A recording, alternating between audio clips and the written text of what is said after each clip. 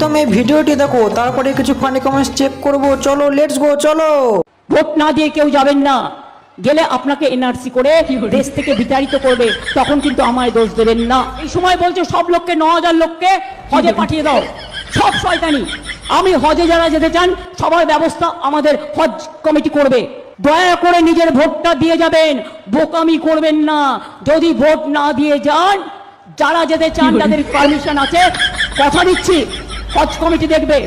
কিন্তু ভোট না দিয়ে কেউ যাবেন না, গেলে আপনাকে এনআরসি করে দেশ থেকে বিতাড়িত করবে, তখন কিন্তু আমায় দোষ দেবেন না। तो चलिए शुरू करते हैं। ইন্টেলিজেন্ট না না মেন্টাল। তার মানে তাহলে নার্সি হচ্ছেই নাকি? ইনি হলেন আমাদের রামায়ণের শূর্পণখা।